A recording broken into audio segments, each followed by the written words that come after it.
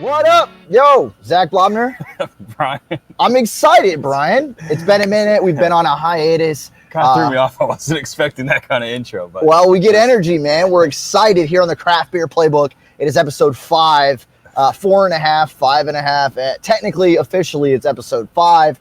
We have been busy. I know you're like wondering, where the hell have you guys been? You haven't actually done an episode in a few weeks. You missed the Super Bowl. I promise you, we've been doing a lot of behind the scenes stuff. Yeah. And, you know, I don't want to bury the lead here, just to give you guys a heads up and gals of what we're doing today. Motorworks over in Bradenton is our brewery of choice today. We're also going to talk about NFL offseason. There's a lot of free agent movement. The salary cap's getting figured out. And so no matter what fan you are when it comes to the NFL, what team is yours, we're going to touch on some guys that could potentially be a part of that roster come the 2021 season.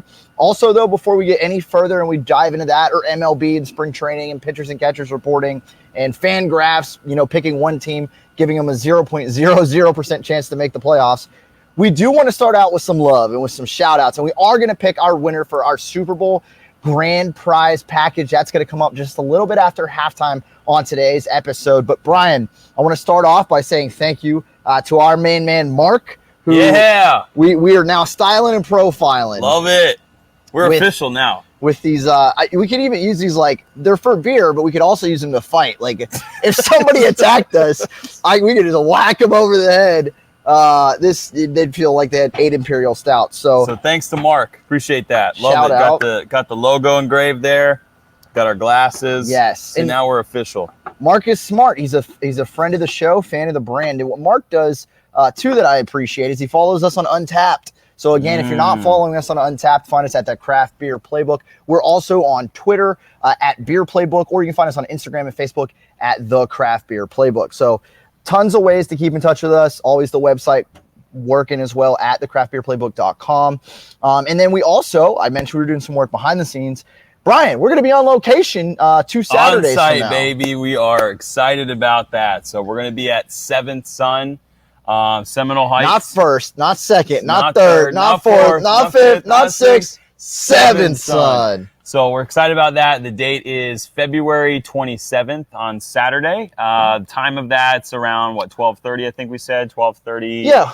We'll get up there around lunch. I think the episode we're actually going to film up there is 1:30 to 2. Okay. But we'll be drinking a little bit before. We'll probably have a couple beers after. So definitely come out and see us out at the 7th Sun Tampa location. I say that because this is a brand that's actually built itself into 2 separate locations, which we all know and we've talked about as early as our first episode. Like every brewery that opens, the plan is to always be able to branch out, whether that's production-wise or open a second location. 7th Sun, obviously a very popular place to visit, and they have, again, 2. So we'll be at the Tampa location, but both of 7th Sun's breweries and spots are phenomenal. And we're so excited to be working with them and excited to get out and talk to you and see you all at our first event, our first live remote on location. So yeah, and I'm excited about that too, because as we do these on-sites, you know, we want to tell the story of that brewery. So for any of you guys that have either been to 7th Sun before, you love 7th Sun, or you've just never been before, come out, drink some beer with us, learn a little bit about... That's the first thing. Drink beer,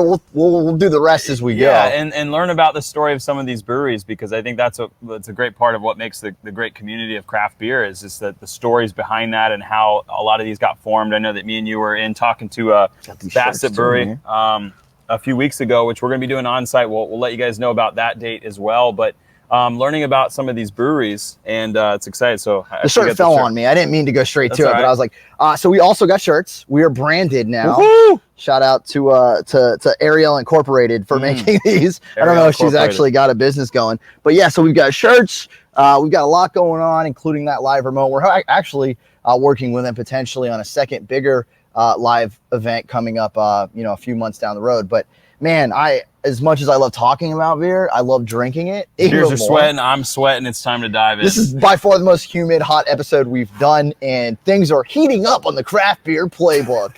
Episode 5. Which one of these? So these are all great. I'm going to be honest. The only one I've had is the Pulp Friction from Motorworks. Okay. It's over there in Bradenton. Do you remember? You've been there before. Yeah. Okay. We've been there together before. I love the setup. We've had a lot to drink when we've been there. Yeah. But it's a great setup. I mean, they got arcade games in there. They got the big, huge outdoor patio with the projector screen. I love it. Just as far as atmosphere goes, it's hard to beat Motorworks. It's awesome. And again, you can find their beer often, not just, at Total Wine or ABC or wherever you may go. You can also find it at like Publix and Walmart. So they get all their beers out to a bunch of different places. And okay, can we drink one of these? I mentioned I've had the Pulp Friction, so I'm gonna let you pick wherever you want to start. I want to start with the pup. We got the adoptable lager. So the story behind this is what? They put the names or pictures There's of the real dogs. Dog in the beer. No, okay, so this is Harper. So I guess, so these are adoptable dogs at local, Manatee County Animal Services. Yes, so sir. These are real animals that can be adopted. I'm assuming Harper's probably gone by now. I hope so. By the time he gets put on a can, look at that face, man. So this is a adoptable lager. It's a golden lager, and it's a good place to start. And I think, we also spoke on whenever we talk about like beers and sports, and as great as they go together, dogs and cats, like bar animals, they're such a huge deal. No, because think about it. How many breweries do you go to and there's like, oh, we have a dog, like we have a cat that hangs out. Like it's a very like real thing. So, and me and you are both big fans of adopt, don't shop, but you can shop too if that I don't have a preference, but we've adopted 2 dogs. Ariel already had one when we got together. So we got 3 pups total. So you've got 3 pups. 6 between the 2 of us. So safe to say we're on board with saving the pups. Yep. Right. Absolutely. So I think it's a good place to start. Too. So Harper, I'm assuming he's probably adopted by now, but if not, check it out. Again, Manatee County Animal Services. So a really cool thing here that Motorworks does for trying to help get dogs adopted. It's been a minute, bro. I'm ready. Cheers! Man. The Craft Beer Playbook. That's our theme song. I just made it. Very simple. Yeah, man. Golden lager. You can taste. I don't know if it's because it's been sweating out here, but like you get the wheat taste from it. Yeah, definitely. Some lagers are a little bit more light drinking, but this is good. I would adopt this as 4.9%. Yeah, absolutely. It's a good, nice light drink. Very simple. Nothing too complex about it. And it reminds me of a saying that's very popular in the drinking world, which is "hair of the dog." Could you imagine your hair of the dog being an adoptable dog lager? Actual dog hair. And this is awesome. We talk about too, though, like a lot of breweries, like there are so many ways to get involved in your community. And for Motorworks to do this, I'm a huge fan. Now, I just noticed on the back here, it actually has like a description. So Harper, actually, she's a female. And it just is 6-year-old, playful 6-year-old in search of an active companion. Her favorite game is fetch, like you. Yeah, little profile there. So I like that. Look at Harper. She's cute. She is a cutie. Go adopt 6 dogs, now, just like we do. Jesus, I know 6 between us. That's wild to say out loud. It really is. I don't know if I'm proud or like upset when we do that. At this point, you just got to embrace it. Vet pills aren't expensive. But I digress. Yeah, we've had some injuries here in our household. Here's my question: as I'm going to drink this really fast. I'm just going to be honest with you because it's so hot. But not the beer. The beer's fantastic. The weather, it's humid, it's hot. But also, if you're JJ Watt, you should think about coming down here and hanging out. And we're going to talk a lot about, like I said in a little bit, MLB and spring training. And Brian, I'm excited to hear Brian's thoughts on the FanGraph for the Orioles, who he's a big fan of. How does that math even work? We'll get to it. Let's start. Understand. JJ Watt. I want to talk about JJ Watt. Let's talk about JJ Watt. So played for Houston forever. Unlike Deshaun Watson, they're not holding him hostage. They're allowing him to enter free agency and figure out, his next move. We've seen different odds. Obviously, some of the usual suspects on board with trying to get his services. Pittsburgh, they have his 2 brothers, right? They play there. So like Steelers are on his list. The Packers, because he played college ball at Wisconsin, are on the list. The Bucks, because they, just won the Super Bowl. He wants to go to a contender. The Browns, Bills, 2 of the other teams that are in there, they were just in the playoffs, made deep runs. So all that in mind, I think the only team we can really take off the board is Houston. He's not going back there. Right. Do you have a sense? Let me ask you a double question. Where do you think he'll go? Where do you think he should go? And is it the same place? Well, I'll let you ponder. He should go to the Miami Dolphins because they need edge help. Good veteran presence in the locker room. Great locker room guy. Hard tons worker, of cap space. Great leader. Tons of cap space. They weren't high on the odds for some reason, though. Isn't that weird? Yeah, I think it's because the philosophy's switched a little bit, since Chris Greer's taken over as full-time GM and Brian Flores and the rebuild they're trying to do. A lot of the strategy is chasing a lot of the younger guys, build through the draft, going after free agents that are lower price tag with other teams have kind of given up on, kind of going more of that project sort of thing. Like Eric Flowers, they signed him last year, left guard. And he was a guy that was drafted really high originally, but kind of struggled a little bit throughout the NFL until he switched from tackle to guard. So they're kind of in those more reclamation projects, really not spending a ton of money. Well, they have been in the past, but they're now within striking distance more than they've been in a while. So maybe that philosophy, maybe it changes this offseason. Maybe this is where we start to see I think that they'll definitely pick up the phone. I think that they'll call him, but I wouldn't put – I think I agree with Vegas on this one. You think that's where he should go, though, you said? I would love to have him in Miami. Where he should go, there's probably a couple different places. If you were J.J. Watt, where would you go? If I were J.J. Watt, I would go to probably one of the two teams that I think are going to be the highest odds or best chance of getting him, and that's going to be the Steelers or the Packers, because the Steelers obviously have a great defense. He has his two brothers playing on that team. They lost Bud Dupree to the torn ACL last year. Yeah. Rookie Alex Highsmith played really well coming in there, kind of filling that spot, but Watt does give them that veteran presence. Listen, he's got to go to a team where he doesn't have to be the guy, right? You look at his production fell off big time last year. He's not the same J.J. Watt that was winning Defensive Player of the Year left and right. But he can still contribute. But he needs to be surrounded by better talent. I mean, they had one of the worst defenses in the league last year. But if he goes to a team like the Steelers, he's got a lot of talent around him. He can be a situational pass rusher. They bring him in. He doesn't play as many snaps. Doesn't have to worry about where he stays in Pittsburgh. Has, a couple brothers. He can crash at their place. Like, it's like old times. Does he even have to ask them? Actually, he's the oldest brother, right? Yeah, I believe so. So, yes. like, if he goes to stay with them, doesn't he get their room? Like, don't they have to kick him out on the couch? Because he's the older brother. I want to know if they're still going to have the subway shed built in the backyard. Well, yeah, but it's going to be in Pittsburgh and it's going to be in the snow. I mean, hey, you need subs, when it's cold too. So you think that's where he should go, and or where he probably Packers? Will go? I think the Packers is a logical fit as well. They need help on defense.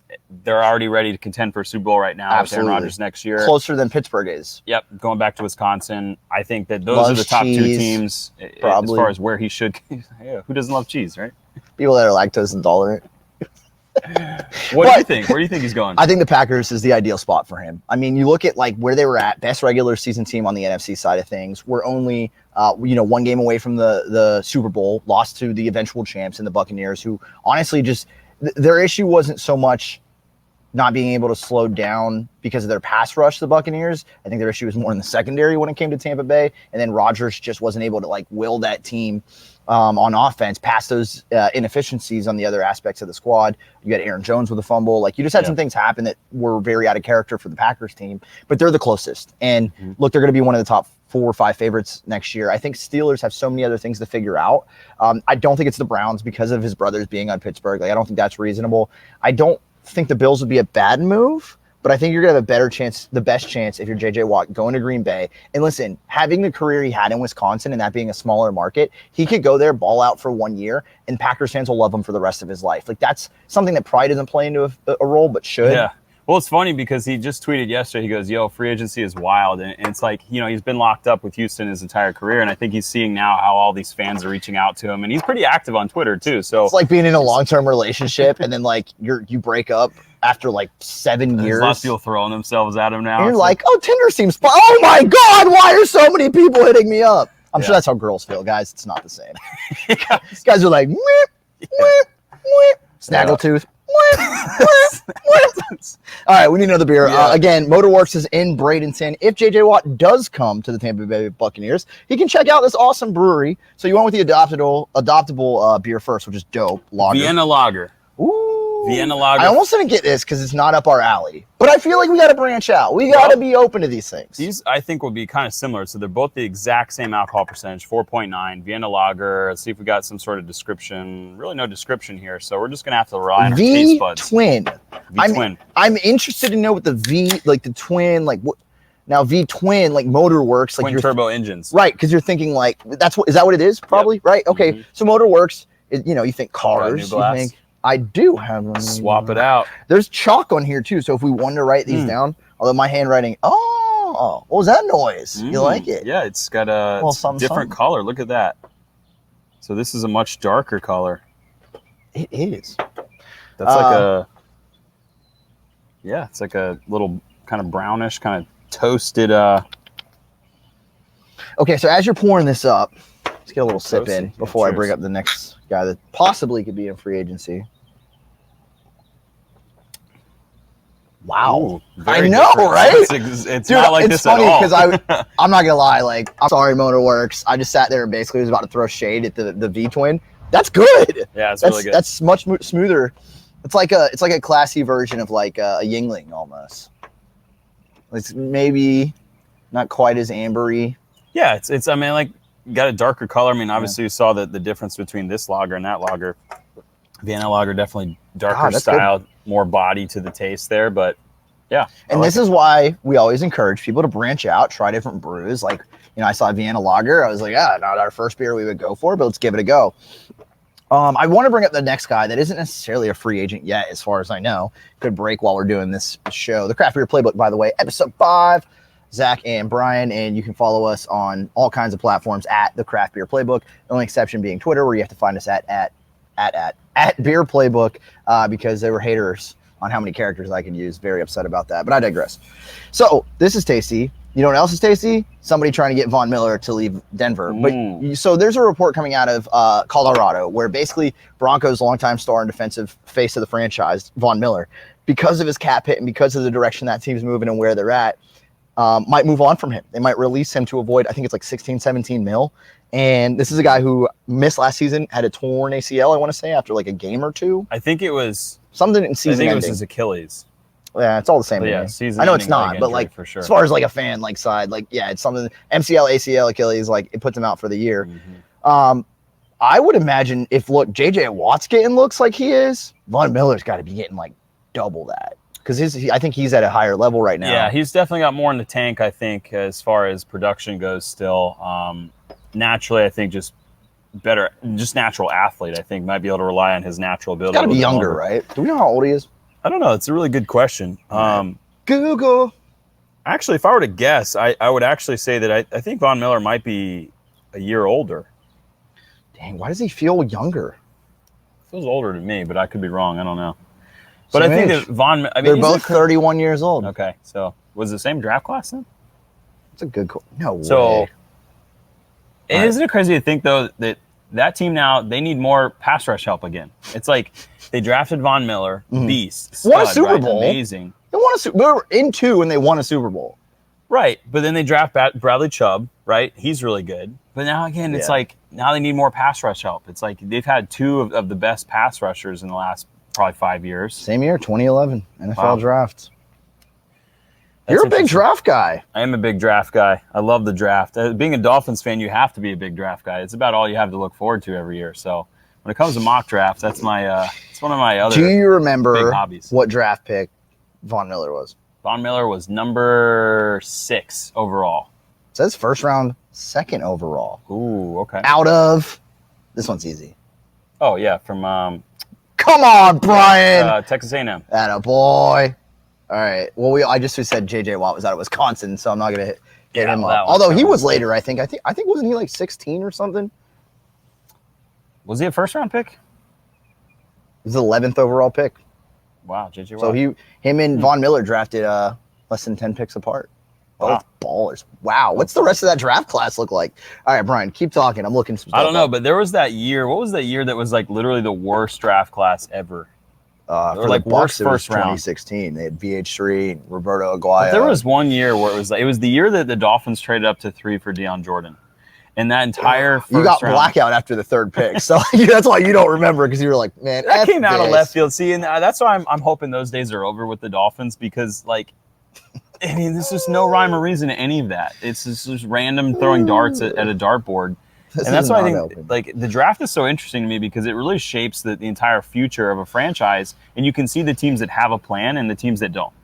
Yeah, man, this was stacked. So Cam Newton was first overall, who won an MVP, went to a Super Bowl, clearly not who he was in Carolina now, in New England, or wherever he goes next. Von Miller, 2. Marcel Darius, who's a very good player by the Bills. A.J. Green, Patrick Peterson, Julio Jones, Alden Smith, who is back in the league now, and actually was looking. He was really good before he left. Here's where it gets bad. Jake Locker, Titans, mistake. Sorry, Titans fans. Yikes. Yikes. Blaine Gabbert was in that draft. J.J. Watt, like I said, Christian Ponder. That's the thing, though, is you can look any year, and you almost have to take the quarterbacks out of it, right? Because of their positional like value. Hey, somebody's having a little more Vienna, a little less lager, am I right? Nick Fairley, who dropped off so quick. Mike Pouncey, he was 15th for that. Yeah, Nick Fairley, gosh, what a bust. Remember Here's how you know this was a long time ago. At Auburn? The St. Louis Rams took Robert Quinn at 14. Yep. Nate Soldier, which was like the last good pick Bill Belichick had. San Diego Chargers. Oh my God, dude. First, we're talking about the ages of Watt and okay. This is the Oakland Raiders there in there still too. I don't like any of that. It's Changes making me feel old. So Von Miller. So every team in the league is going to be calling for him, right? Now the report though is that it's not official yet, so he hasn't been released. That's rumored, right? Apparently, they're still working to get a deal done. But if he's a free agent, where do you think is his best fit? Aren't we kind of talking the same, though, as far as, like, he's going to want to go somewhere where he can win? Now, he has a ring, but he's on that same playing field as J.J. Watt. You know, he's still got some juice. He's not the guy. You know, it's funny. He reminds me a lot of DeMarcus Ware when DeMarcus Ware went to the Broncos and played alongside Von Miller, a dominant pass rusher that, you know, you probably are going to be able to squeeze out a year or two of just eliteness from. Maybe not every game. Maybe he misses more than usual because of his age and injury history now, but he reminds me a lot of that. It's just, dude, he can go to any team. Pass rushers are just so big, right? Like, you can never have too many. And I think of Ndamukong Suh coming to Tampa Bay, and, like, that's what I think these cats are trying to do, find a place where they can win immediately. So here's the thing. If you get cut, right, to save money, like, guys take that personally. So I think he would. I think he would look at that and maybe want to stay in the AFC because of it. Maybe he hops over to the Chiefs on a cheap deal and goes up against the Broncos twice. Best chance to win a ring, right? You got Patrick Mahomes. And that defense has a lot of good players still in the Honey Badger, Frank Clark, Chris Jones. So I think if you're Von Miller, like, I could see him going across the pond. I don't think that actually works there, that phrase. But you get the sentiment in playing with the Broncos. But, yeah, I think everybody in their brother's mother is going to want Von Miller on the team. He's still good enough. Yeah. He's going to go to a contender. Let's talk about some of the other positions, too, because obviously those are guys that you think go to contenders. But then the ones that I think are going to be really intriguing, you look at this wide receiver free agency class, and there's a lot of... Who's your one right now? Well, Allen Robinson is clearly the number one. Ahead of potentially Chris Godwin? I don't think Godwin leaves Tampa, which, again, I don't know. But I'm under the assumption that they're going to want to tag him or keep him. And I don't know what you've heard with your inside sources or whatnot, but no, I would put Godwin number one if he was actually allowed to test the market. I don't expect that to happen. Juju Smith-Schuster's out there. Yeah, I'm not as big on him as a lot of my fellow Dolphins fans that like him. The Dolphins do need a slot receiver. Here's the thing with Juju. He's trying to recruit J.J. Watt at Pittsburgh. And I'm like, Juju, have you been paying attention? Like I don't know if you're going to be there, Magic bro. Johnson give, I'm not going to be here. Like, I just thought it was really weird. Like, Juju's, like, tweeting at him, and I'm like, I don't think he, like, my man's... Who wants to tell him? I don't hate Juju, but, like, my man's on social media more than I am, and that's saying something. He has to know that there's, like... He has to know that there's, like, a big, like, contingency assuming he's gone. So why is he recruiting people to Pittsburgh? And see, here's the thing with him, too, is, like, I'm going to be really curious to see the deal that he gets. Because am I interested in him as a Dolphin? Yes, I am. Someone's going to pay him. For me, it's the big price tag question. Because, like, I've seen estimates that he might get as much as 16 to 18 mil a year. And in my opinion, I know he's young. Mm-hmm. He's still got many, many years ahead of him. I mean, he's only like 22 years old or something like that. But he ain't worth that. I mean, he has not proven that he can be a capable number one. And if you're getting 16 mil a year, you better be a number one. It's tough because I do think he's elite, but I don't think he's elite enough to be paid like you mentioned he will be. And it's different than Chris Godwin, right? Like, because Chris Godwin still has a ton of upside. Like, you could tag Chris Godwin in Tampa and save yourself a year and still feel good about it. I don't think the Steelers are even contemplating doing that with a guy like Juju Smith-Schuster. No, definitely not. And they also have a great, receiving core and some young guys and things happening up in Pittsburgh. But Juju's out there. The guy that I hope finds a home that, like, is really good to him is Allen Robinson. You mentioned him to start. I do think Chris Godwin gets tagged. Ultimately, I think that's the easiest way for both sides. It doesn't take him away from maybe making a ton of money next year still, and maybe, the Bucs are in a different place. Maybe Brady retires after this season, and they're like, okay, well, now we can let guys walk and try, not like a complete rebuild, but like a facelift almost. But Allen Robinson's a guy who I covered in Jacksonville, and just Blake Bortles. Then he goes to Trubisky in Chicago. Yeah. He's a top 10 receiver. Yeah, he is. He's that good. If you look at the production he's put up with the quarterback play that he's played with and how bad those teams have been on, he's a guy he's a machine when it comes to consistency and production. And that's why He's my number one free agency target for the Dolphins because everyone knows how bad I think he's a clear one. Wide receivers. I think if Godwin tests the market, I would probably put him number one just simply based on age and being much younger. Potential. But Allen Robinson is going to be the number one wide receiver, and I think it's going to be really interesting to see where he goes. And again, a team like the Packers that literally just needs someone else on the other side of Devontae Adams, they're going to make a hard push on someone like him, I think. I expect the Dolphins to go after Robinson. I think he's going to be obviously a hot commodity.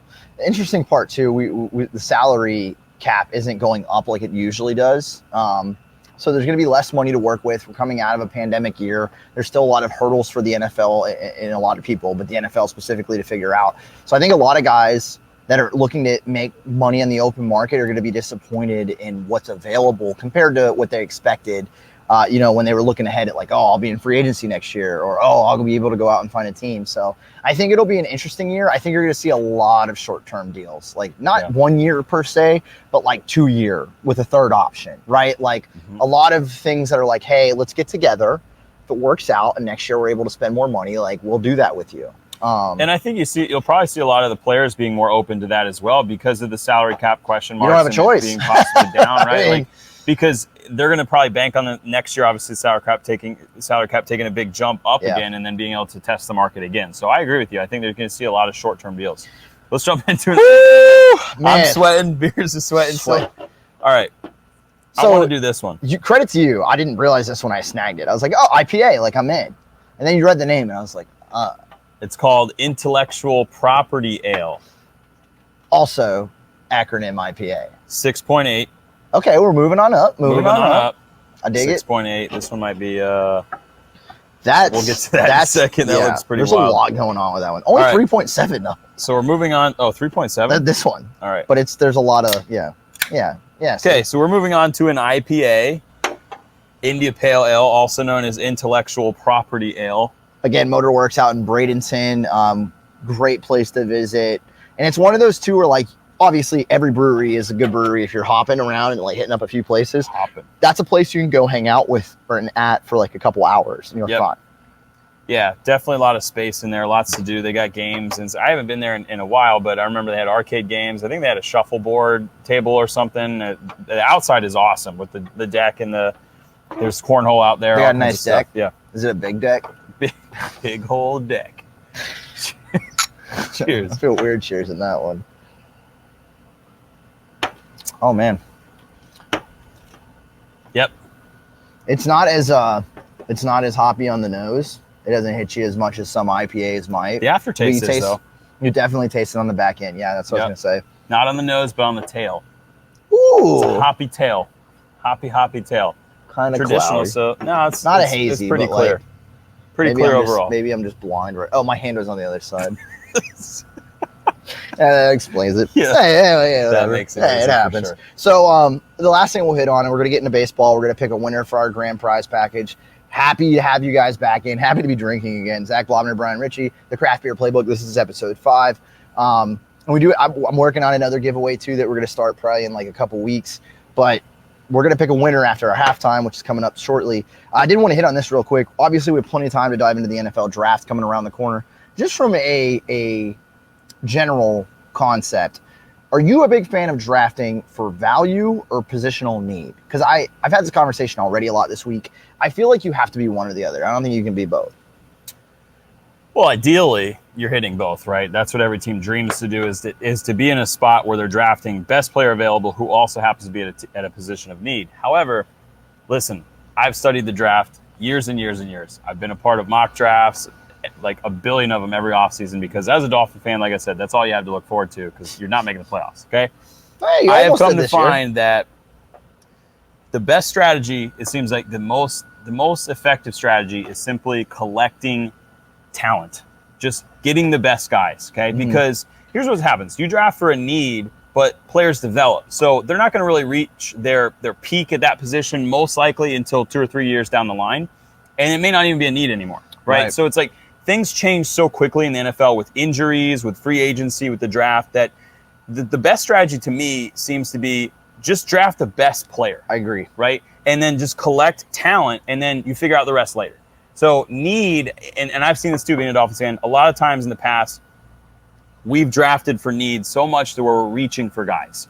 Guys that we need to get. Which this is typically what tackle. happens if you're going positional. Yep. You're almost always reaching, and it might not be a big reach, but you're almost always reaching. And I feel like if you focus more on the value, you're always going to be better off. I mean, and look, even if you think a guy is a can't miss prospect, sometimes he still misses. So if it's just a matter of there's just no certainty. So you might as well take the guy that has the most likely chance to not be a miss. In best case scenario, you have, like you mentioned, a lot of guys at one position that are really good. You can work with that. Like if a guy needs to be paid, now you have a piece. Or you can let him walk and figure out something else. Like the flexibility it gives you is huge. And I don't think you have to look much further. So like the Bucs, ironically, they did trade up to get Tristan Wirfs, who I think is not debatable, the best lineman that came out of the draft, at least in year one. He hell of a rookie season. They traded up for him. And Jason Light, GM of the Bucs, has said like that was their number one lineman on the board the whole time.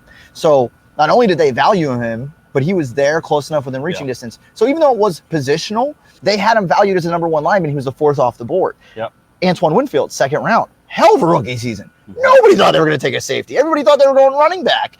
End up finding a way to get Shady McCoy, who didn't do much, and Leonard Fournette into town. Rojo takes the next step, and then Keyshawn Vaughn's drafted in the third round. They found other ways to fill that need. And that's a great point, too, because you always have guys that are sitting out in free agency that haven't been signed by the draft and always give you that backup plan B, right? So Leonard Fournette going into the draft, I'm sure wasn't might be even more than this year, too, with the cap thing we were just talking about. Yeah, exactly. But I'm sure they weren't saying like, okay, well, Leonard Fournette's the number one guy. I'm sure they wanted to draft a guy, but you stick to your board. And that's why the Bucs, honestly, you've seen such a transition of this team from being terrible a few years ago to winning the Super Bowl this year. Look at their draft classes. I mean, they've been nailing their first-round picks. They've been finding some of those mid-round gems, and that's the key. So when you're drafting good players, it gives you so much more flexibility with guys like that where, okay, after the draft, we didn't get our running back. Who's out there? Let's sign Leonard Fournette to a short-term deal. Let's see what he can do.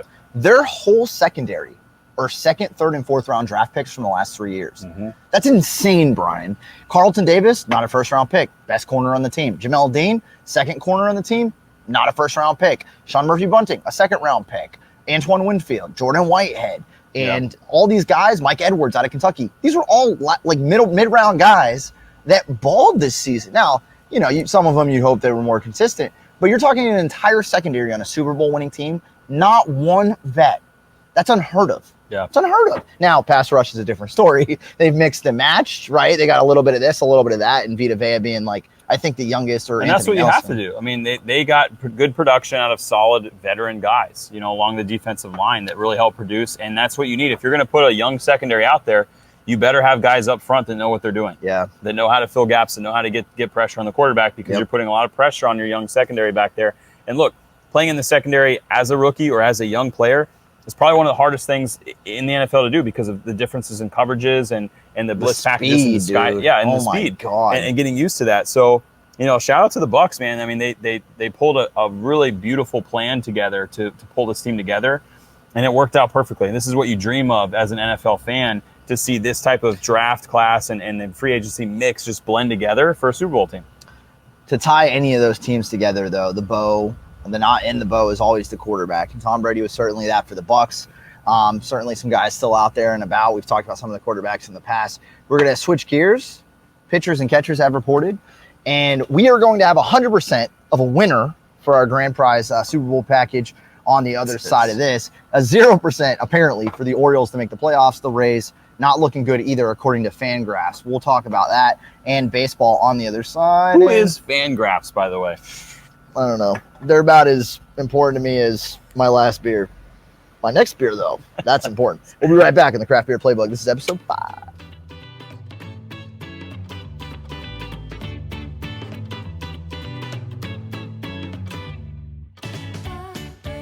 What up? Oh, you're more ready for it that time. Yeah, now you're feeling it. You got a few beers in you. We do a little bit of this segment. I'm ready for this giveaway. I'm He's excited. Ready to roll. We're not to the giveaway yet. We're going to drink a beer first. Well, we don't have to drink the beer. We at least got to open it. Pulp Friction. We're saving this bad boy for last. All right. For sure. Go to Old This Steady. one I love. You've had this one. Yeah. Pulp Friction is a very good go-to beer. Ooh, strong grapefruit smell. Because it's 6.8%. You get that grapefruit. And it's funny. I always say like Ballast Point has a grapefruit Sculpin. Sculpin Forever is one of the higher rated IPAs. That was what made me realize how much I love that the overbearing citrus taste when it's added.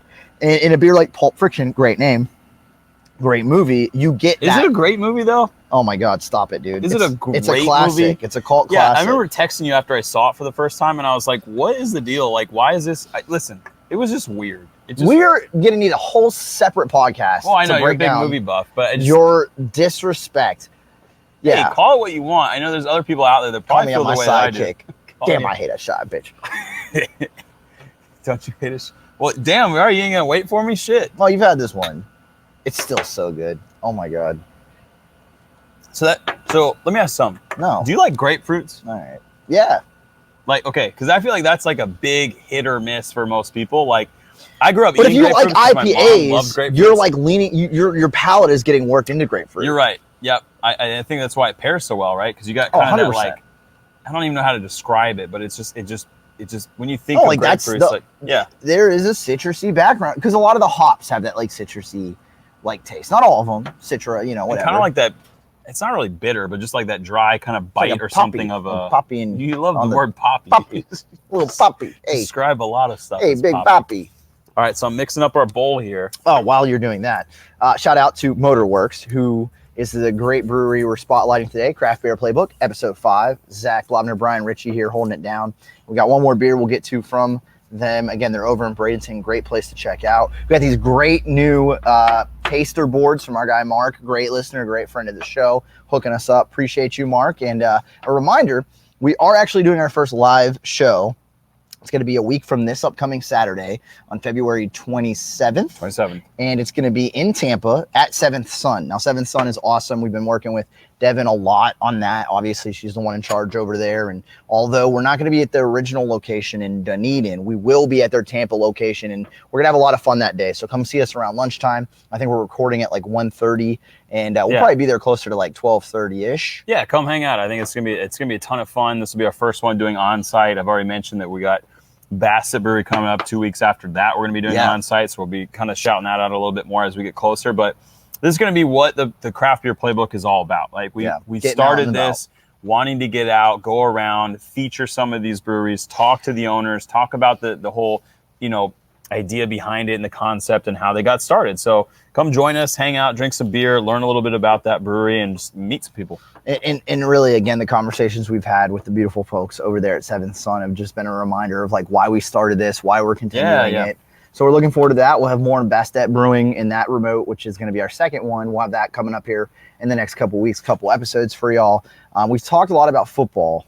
Big trade just went down, but breaking news. I know there's a lot of people watching that are like, okay, can you just pick a freaking winner? Now, FanGraphs, which is a very like statistically based site, has statistically said that the Orioles have 0.0% chance of making the playoffs. I don't know how that's humanly possible.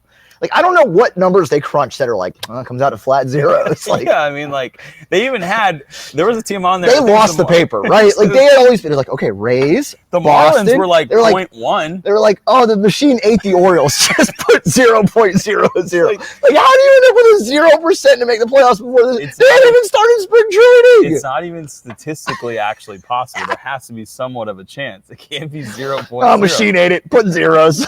Like, that's the only way that makes sense. Listen, the team took a step in the right direction last year. By the way, and it went from 0 watching to this 0. Are probably like, why the hell does he care? I'm an Orioles fan. Yeah, it doesn't make sense. Now they're like, all right, this guy's a loser. Out. He likes the Dolphins and the Orioles. No, Brian, because not everybody is like you and believes that you have to like teams for specific reasons. Like, no, I'm just you're saying, allowed to like whoever you want. No, of course I am, but I just haven't seen a lot of success. Well, as a Gator fan, I have, so I guess I have that. But anyways, Orioles, they took a step in the right direction. They're building the same way that the Rays have, right? When you're a smaller market team, you can't spend the money on the big free agent guys, or at least multiple free agents, because the Orioles have slung some money out there for a couple guys in the past. But they're building a young team. They finally replenished their farm system, which was depleted for a while because of bad draft picks and bad trades. But they made a step in the right direction last year. They won more games than they did the year before. They have a young team, and they've got a good farm system. Yeah, their odds went from 0% to 0%. Was the odds to make the playoffs or win the World Series? To make the playoffs. 0.0 to make the playoffs? Man, they were hanging in there in the playoff race for a little bit last year. The Rays, just to show you how messed up FanGraphs is this year, are 4th. Sorry about that. We're beer engineers, not engineers. I don't even know if that's a term. Although your tape rope was pretty impressive. You didn't even know what I meant when I was like, let's make a tape rope. Yeah, well, no one knows. It's a tape rope. We're good. Don't look at it. No, don't look at it. It's a rope made of tape. Self-explanatory. Somehow it worked. What's not self-explanatory is the Rays being in fourth on FanGraphs. Right. So back to my question: who the hell is FanGraphs? Like, who is FanGraphs? I don't know. It's on Twitter. Well, what? They're it's a statistical site.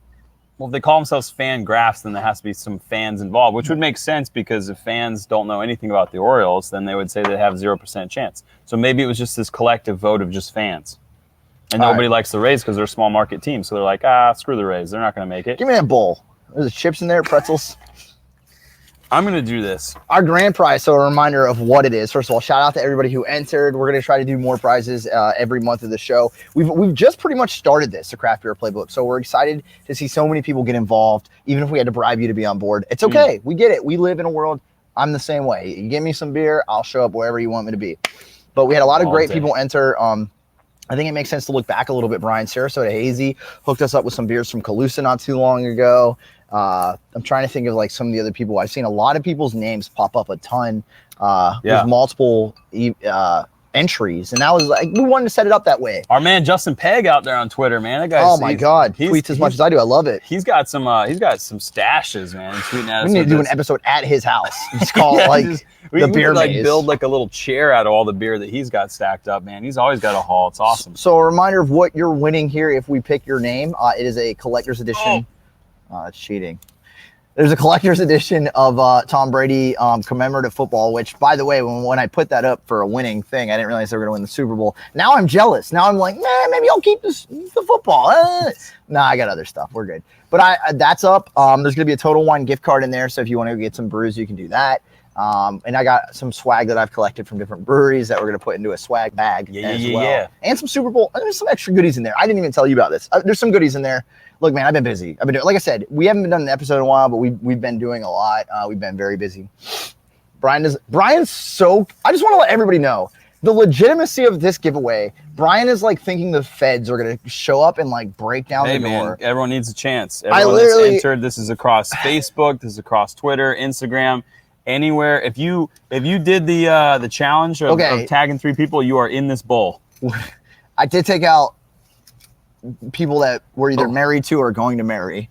So Ariel's name I had to take out. She has not a lot. She's got lots of free footballs. I told her, she asked me the other day when I told her, I was telling her about this next episode. I was like, do you remember the episode where like Pam in the office won like the office pool? And they were like, that's BS, Jim, because Jim was the boss. I was like, it'd be like that. All right. So you contribute to legitimacy. Away. Yeah. All right. I'm looking away. I'll let you know if you got one. Is this the one we wanted? Is this the one? Pull it. I don't even know. What is that? 64 G-Toden. No. It's 64 GTO Dan. G-Toden. You don't know that. 64 GTO. Dan is his name on Instagram. So 64 GTO Dan. You are the winner. Congratulations. Good job, G-Toden. Good Toden. Good Toden. GTO Dan. GTFO, everybody else. Look, I do want to like show here though, because there were some names. Let me pull a couple out of here. Sarasota Hazy, love you. Did a lot for us. Appreciate it. You're in here like 8 times. Just to prove some points here. Who else? What's this one? Reva Shane, we appreciate you. Crushed it. You had a ton up. We're going to do some more giveaways. And listen, it is fair. Brian didn't want to have it rigged at all, so it's super legitimate. Are you happy? Are you comfortable with that? Yeah, except you didn't pronounce his name right. But Chitodan, you were getting this prize. We will be in touch with you soon, Chitodan. All right, so I don't know where you at on that beer. We're doing all right. Holy I gotta crap! drink faster dealing with your pronunciation. Carson Wentz is an Indianapolis Colt. Yeah, breaking news during the break, right? Yeah, we were gonna get to it eventually. Gito did. All right, so let's talk about that trade because it was rumored for a while, right? Carson Wentz is now officially an Indianapolis Colt. Frank Reich was his OC in Philly, which was why it was like a thing people expected. So the compensation is a 3rd this year. Correct. And a conditional 2nd next year. that could turn into a first. Correct. We don't have the exact specifics at the time of this podcast on what it would turn it into a first. They were just in the playoffs with Rivers. I would assume them making the playoffs isn't the condition. I would assume it's either an AFC title game, making that, or the Super Bowl, or winning even the Super Bowl. Or it could just be a certain statistical line for Wentz if he plays a certain way. It could be. I don't think it will be. We don't have to break into that too much because by the time this airs, we'll probably know already. So I don't want to like put my foot in my mouth or have you do the same. So regardless, I'm not putting my foot in your mouth. This is in a cruise. Shout out to our guy JB. Loves Oh man.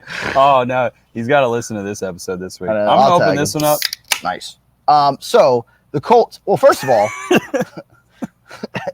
Gino Dad. First of all, do you not understand that, like, when I'm moving on. Brian, I work in the media. Like, I read everything right off paper the way it's like Ron Burgundy. Like, that's a thing. There's no space. You didn't space out 64. 64 GTO doesn't, I mean, it doesn't stand he out. He wrote it as like one word. That's because it's his handle on Instagram. So are you positive you're right? Yes, 64 Oh, GTO. here's something cool. Dan. GTO, car, Motorworks, beer. There's a tie in there. All right, bizarre gardening accident. Real quick, yes or no, and then we'll explain why. Okay. Are the Colts in a better place or worse place or the same place to win a Super Bowl next year with Carson Wentz? Well, I think that they're definitely in a short answer, and then we'll get into it. I'll say better place. Although I'm not a huge believer in Wentz, but when you pair him back with Frank Reich, I think that he has a chance to bounce back, and they've got way more stability around him than the Eagles had. I also say better place slightly. All right, this is the big beer. This is the one I saw. This was like a special release. I was looking over at Motorworks Instagram, and I noticed like it was something that apparently was a special release. It's called Bizarre Gardening Accident. Well, look, so the thing I love about the craft beer community is they have to be careful with like legal jargon. So they're always like, when they want to theme a beer, you know, you can't just call it like, what is it, Little Shop of Horrors? Like, you got to kind of get creative with it. But that looks like the plant from that movie. What movie? Little Shop of Horrors. Mm-mm. Yeah, you know the guy from Honey, I Shrunk the Kids? Yeah. He's in it. I know it because my sister was a big fan of the movie. I think Is it an old movie?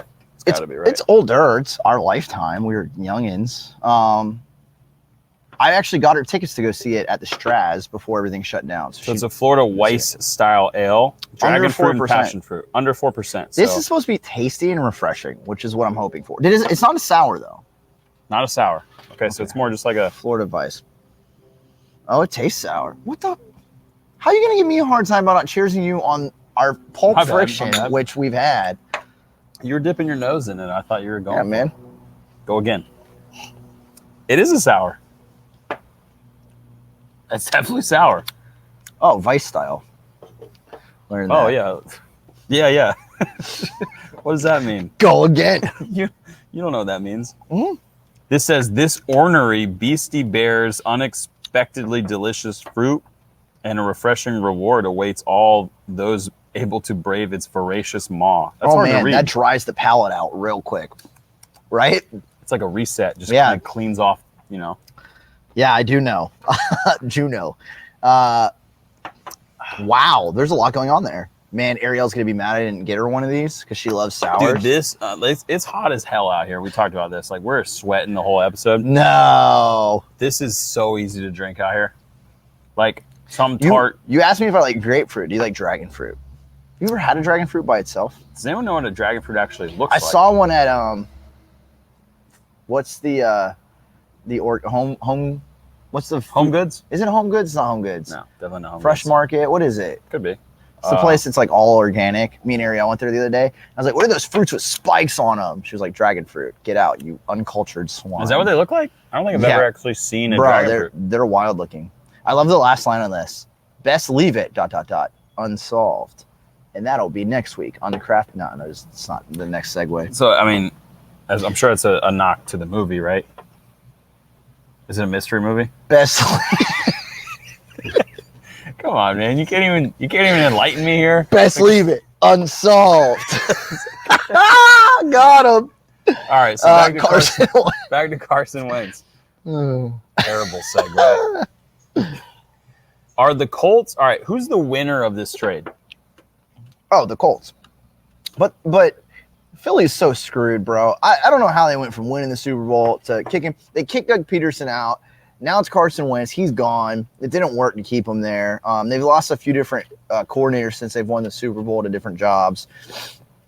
Here's the thing. I will say I like Jalen Hurts and the opportunity he's going to get, but there are so many other pieces. I mean, they're in that weird middle stage. Like, I just don't think they're not. They are in a to weird spot. And I listen. Do I like Jalen Hurts as a person? Absolutely. I mean, the guy. He's the epitome of a leader. You're about to slam him. How did he play the last couple of games of the season? Awful. Absolutely terrible. He showed some flashes when he first got the start, and then the team's got a couple games of film on him, and he was awful. He had like 4 turnovers in his last game. They're in a bad spot. Whose stats were better, Tua or his? What do you mean stats? Like, if I were to pull up the stat, I don't know the answer, but I'd be. You have to define what you mean by stats. I mean, if we're talking about turnover ratio to touchdowns, Tua was way better turnover ratio, easily. Completion percentage, rushing yards. Rushing yards? Well, you're comparing 2 different players. You're comparing a quarterback who's a rush first quarterback versus a guy who wants to stand I think it's interesting you're slamming Jalen Hurts. It feels a little premeditated. I think you ignored the last couple games. I think you got so excited because of fantasy football. The last game's weird because they benched him. Why did they bench him? Because they wanted to fire everybody, apparently. The whole how did he play the game before that? He had like 4 turnovers. So, listen, he's not the long-term answer. It feels great for me, not so much for the sign in your little tape rope. Bad about this. The tape rope's holding up well, though. So you're saying that Jalen Hurts is the equivalent of a tape rope, or whatever's on the other side of the tape rope. On that side, best leave it unsolved. Jeez. Anyways, listen. All right. Okay. So you're how saying the hell is this about Jalen Hurts and Tua? Because you brought it up. No, you were about to say some mean things about that. Okay, so you're saying that Jalen Hurts is their franchise quarterback? I think he's earned the opportunity to play as their franchise quarterback next year. Okay, that's different from saying that they have that position solved. Do the Dolphins have it solved? You know how hard it is for a franchise to get in a position where they feel like they have it solved? I think they have an opportunity in that there were enough encouraging signs, and I'd say the same thing with him in Miami than I would with Hurts and Philly and other quarterbacks that stepped into the scene. Look, if you do enough to earn that opportunity to be the starter after the offseason, I think that's good. Like, I don't think Trubisky's done that. I don't think he's earned the opportunity to be the starter in Chicago, at least week 1. Well, when you're drafted as high as he was, if you're a first-round quarterback, you're going to naturally be given that opportunity. You may not have to earn it. You're just given that. So regardless, though, of how it all came to be, I would say Jalen Hurts has earned that opportunity. I think they're still going to they're going to definitely bring in a veteran in the free agency. They're probably going to draft somebody, I would assume, in the probably 3rd or 4th round, something like that, developmental quarterback. That's what Jalen Hurts is. Right, but I'm not sold on him being the franchise guy yet. He's okay, still but a run first guy. He's a hell of an athlete. So that's fair, though. Then why would you draft another 3rd or 4th guy? If that's the case, take your run on a first-round quarterback. Well, they might. I'm not saying that they won't, but I would. Let me ask you this: would you rather have Trey Lance or Jalen Hurts if you're in Philly next season to start week 1? Well, I haven't really watched much of Trey Lance, so I'm not going to act like I know. Zach Wilson at BYU. Would you rather have him or Jalen Hurts week 1? Look, all right. I'm going to agree with you on the sentiment that I think he deserves a shot because he's played well enough. And that's all I'm saying. But I'm not sold on it. So and that's fair. I don't think they should be sold on it. I'm just saying, like, there's not, like, could he be balled out more, even more so? Sure, but, like, he's done enough. But he's done exactly who he was in college. He was really good in college for multiple teams. He was a Heisman finalist. No, well, first of all, he got beat out by Tua, which is why he had to leave Bama, and then he went to Oklahoma and he played in a obviously we know it's a quarterback's friendly system there. But look how he played in the NFL, Zach. You're ignoring the horrible games that he had. Are you sold on Kyler Murray? Am I sold on him? No. We sold on Baker Mayfield. I'm sold on Baker to the point of I think I know exactly what he is. He's not going to be the guy that you are on his shoulders to a Super Bowl. You are such a tough judger of quarterbacks. No, I didn't say that Baker Mayfield is elite. I said that Baker Mayfield is who he is. He's a guy that can play well with a very strong running game, but he's not going to – he's kind of like – He is a winner, though. So is Jalen Hurts. Right. So I look at Baker Mayfield like Ryan Tannehill. When you surround him with a strong – Tannehill. No, but I did love Tannehill, but I said that he needed a strong running game and a good supporting defense to be the guy. And he's a guy in Tennessee who has Derrick Henry. That offense runs through Derrick Henry, but Tannehill's good enough to make a lot of spectacular plays when you're not relying on him to be the leader of your offense. When you don't run your offense through Baker Mayfield, your offense is better. When you don't run your offense through Ryan Tannehill, your offense is better. Those two, in my opinion, are the same type of guys. I look at Jalen Hurts kind of like Lamar Jackson. Is he going to wow you on some runs? He's a run-first guy. He's a hell of an athlete, but does he have the proper in-the-pocket throwing skills to lead the team to be elite? I don't think so. We'll see. Yeah, but I think it's a different world too now, though. And that's why guys like Lamar Jackson, although not as consistent as your Aaron Rodgers types of the world, even a Patrick Mahomes, who's more in the pocket with the ability to roll out than a Lamar Jackson is. But I think we've seen that there is a place in the NFL for guys like that, and that they're exciting, but is Lamar Jackson ever going to win a Super Bowl unless they literally give him a perfect team around him? Yeah, I think so, because I think he can have a big enough. I don't know. In a one-game scenario, because they're going to be a playoff contender.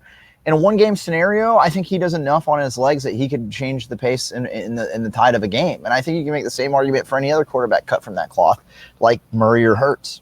I think Jalen Hurts deserves a shot. I'm not sold on him being the guy. So they go into next year, they're going to have some other options to back him up or take over if he struggles in the first couple of games. Okay. And that's where they're at. So back to the beginning of all this, Craft Beer Playbook, episode 5. We're going to wrap things up here talking about Carson Wentz. So we go back to Indy and back to Wentz. So I know who you're not sold on, pretty much everybody. So where are you at on Wentz then? And what does he bring to Indy? Because, look, we both agreed Rivers had a noodle arm last year, and he still was able to push them within a couple plays of beating Buffalo in the playoffs and advancing even again. But I guess my question again is, like, where are you on Wentz then? And what do you expect from him in Indy? Because I watched Wentz play last mystery. year. And as of right now, he is completely broken. He is a broken quarterback. So if we were to say, who's the winner at this moment of that trade? In my opinion, it's the Eagles. But do you have the ability for Carson Wentz to get his career back on track? Yeah, absolutely. I think the Colts are a better surrounding team. They're going to run the ball first, which is what Wentz needs. They need to build off of the run and not have him just throw the ball. He's the type of guy that looks for the home run, the ball, every throw. And you can't be that way in the NFL. Sometimes you got to check it down. You got to take what the defense gives you. I think he is completely broken right now. You watch him play. He's got happy feet in the pocket. He's always looking for the home run ball. He holds the ball, for an hour back in the pocket, bro. Offensive line for the Eagles was beat up this year. He's going to have a much better offensive line there with the Colts next year. Does he have a chance to rebound? Yes, absolutely. I think this is the perfect landing spot for him, and it could work out really well for the Colts, but he's got a long ways to go. And Frank Reich's got a lot of work cut out for him to rebuild Carson Wentz because he's broken right now. Yeah, I guess in terms of if you don't believe in Wentz, you have to believe that Philly got the better end. I think it's worth the gamble, and I think if you're a gambling man, that's a good value gamble for Indianapolis. Absolutely. If there's one place you can get it together, it's there. I do agree that I'm out on Wentz. I don't think he's going to become what he was. But watching what Rivers did last year in Indy, it gives me faith that Wentz can, even if he's not back to that MVP caliber he was the year where he got hurt and Foles won the Super Bowl with the Eagles, he could actually still have them go deeper in the playoffs because the rest of their team is that good. And look, where they're drafting, they weren't going to have a chance to trade right up realistically anyways and get one of those top league first-round picks. So Wentz really was their only option left at this point, and I think it could be one of those trades that works out well for both teams. Maybe Wentz bounces back and it works out for the Colts. But the Eagles right now, they had no choice. They got Jalen Hurts waiting in the wings. Carson Wentz's contract is just absolutely insane. They had to cut that dead weight there from the salary cap. So both teams kind of needed to make this move. All right, we'll talk more on the Craft Beer Playbook coming up in a matter of 7 days. Excited reminder on some of the things we talked about today. First of all, shout out to a few different of our partners and people that have worked with us. Mark. Specifically Mark, my guy, our guy. He hooked us up with these awesome beer paddles / weapons that we can use both to drink and in a fight because they're that badass.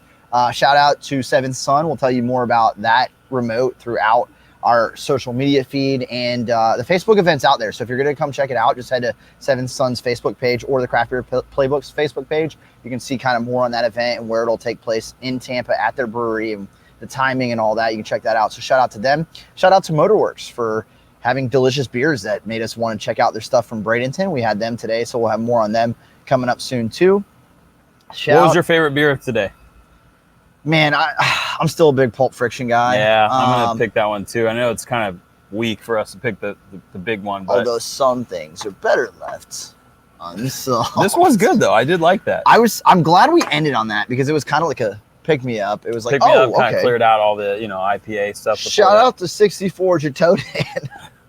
64 GTO Dan, the winner. Jato Dan, our first winner. We'll get in touch with you. Make sure you can DM us. Do you have snail mail? Is that Instagram? No, I'm just kidding. Yeah, it was IG. Okay, so Instagram. And we have another giveaway coming up really soon. I have some signed Buccaneer stuff in my closet that I'm going to hook up some people with. Been waiting. Ooh, yes. Signed stuff. Super Bowl champion Buccaneer, so everything's value just like went through the roof. Wow, okay. Yeah, I didn't realize. We're stepping up. I know. Well, love it. Maybe I'll keep it in my closet. I don't know. But we love you guys. Thank you guys for holding tight. Thanks for waiting for us. And man, this is like this is the only beer we have left. Usually we got to chug some at the end. This is like a sip. I'm already done. Waiting on you. Listen, Seventh Son, 2 weeks. We got one more episode before then. Make sure that you're there. I mean, it's going to be a ton of fun. We want our crowd. We just want to roll deep, right? Want to roll in there deep, bring our crowd, bring the people that love the craft beer playbook, love craft beer, love Seventh Son. Have a great day out there on Saturday the 27th, and we'll pump it up a little bit more next week. But we got many more of those coming, and a lot more of the on-site, events. So excited to grow this with you guys. At the Craft Beer Playbook, Facebook and Instagram, at Beer Playbook on Twitter. And you can always check out the website, thecraftbeerplaybook.com. We're also podcasted. So if you're watching this or you want to listen to it or you want to share it, you can find us Spotify and anywhere else that you listen to podcasts. We are live on all those platforms. Episode 6, next week we'll do it. And Jatoden, we'll talk to you soon. Jatoden, signing off. Delayed, signing off. Some things are better left unsolved.